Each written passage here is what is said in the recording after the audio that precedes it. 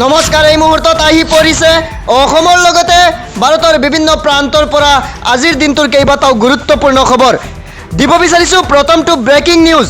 48 ঘণ্টাৰ ভিতৰত বিজেপিৰ গুণ্ডা বাহিনীক গ্ৰেপ্তাৰ কৰক, এই দাবী উত্থাপন কৰিছে অভিজিৎ দীপকে। অন্যথা যন্তৰ মন্তৰৰ দৰে প্ৰতিবাদ কৰাৰ হুংকাৰ প্ৰদান কৰিছে CJPৰ প্ৰতিষ্ঠাপক অভিজিৎ দীপকে। কক্ৰজ জনতা পাৰ্টিৰ স্কুল ঠিক কৰা অভিযানত বিজেপিৰ গুণ্ডাৰাজক লৈ সৰব হৈ পৰিছে অভিজিৎ দীপকে। শুকুৰবাৰে ৰাজস্থানত স্কুল ঠিক কৰা অভিযানত CJPৰ মুখপাত্ৰ অশুতোষ ৰাংকাক আক্ৰমণ কৰাক লৈ সৰব দীপকে। 48 ঘণ্টাৰ ভিতৰত বিজেপিৰ গুণ্ডাক গ্ৰেপ্তাৰ কৰাৰ দাবী CJPৰ প্ৰতিষ্ঠাপকৰ। নহ'লে নিজেই জয়পুৰলৈ গৈ বিদ্যালয়ৰ সন্মুখত বহি প্ৰতিবাদ কৰাৰ কথা ঘোষণা কৰিছে CJPৰ প্ৰতিষ্ঠাপক অভিজিৎ দীপকে। দিব বিচাৰিছোঁ পৰৱৰ্তী বিগ ব্ৰেকিং। শ্বিলঙৰ সংঘাতক লৈ মেঘালয়ৰ মুখ্যমন্ত্ৰী কনৰাড চাংমাৰ সৈতে বাৰ্তালাপ কৰিছে মন্ত্ৰী অতুল বৰাই। মুখ্যমন্ত্ৰীৰ নিৰ্দেশত মেঘালয়ৰ মুখ্যমন্ত্ৰীৰ সৈতে ফোনযোগে বাৰ্তালাপ সীমান্ত উন্নয়ন মন্ত্ৰী অতুল বৰাৰ। মেঘালয়ৰ চৰকাৰলৈ অতুল বৰাৰ প্ৰশ্ন, গণতান্ত্ৰিক আন্দোলনৰ নামত কিয় অসমৰ লোকক লক্ষ্য কৰি লোৱা হ'ল?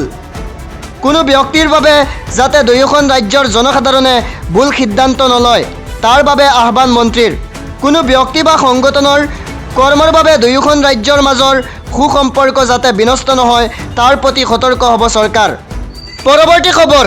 আৰক্ষীক আক্ৰমণ কৰি পলায়নৰ চেষ্টা কৰাত দুৰ্ধৰ্ষ ডকাইতক আৰক্ষীৰ এনকাউণ্টাৰ। ৰাজ্যত পুনৰ গৰজি উঠিছে আৰক্ষীৰ বন্দুক। নিশা যোগীগোপাত দুৰ্ধৰ্ষ ডকাইত বৰাত আলীক এনকাউণ্টাৰ। নৰনাৰায়ণ সেতুৰ সমীপত ডকাইতক লক্ষ্য কৰি আৰক্ষীৰ গুলীচালনা। এনকাউণ্টাৰত আহত গোৱালপাৰাৰ কৃষ্ণাইৰ বৰাত আলী।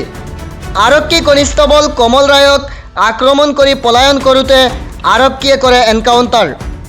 19 আগষ্টত যোগীগোপাৰ খেৰপুঁজিত ডকাইতি কাণ্ড সংঘটিত কৰিছিল বৰাতে।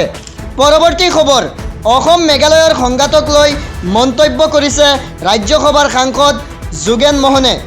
অসম মেঘালয়ৰ সংঘাতৰ আঁৰত আছে কংগ্ৰেছৰ ষড়যন্ত্ৰ। কংগ্ৰেছৰ উচুটনিতে হৈছে অসম মেঘালয়ৰ সংঘাত। চৰকাৰখনক অস্থিৰ কৰিবলৈ ষড়যন্ত্ৰত লিপ্ত হৈছে কংগ্ৰেছ।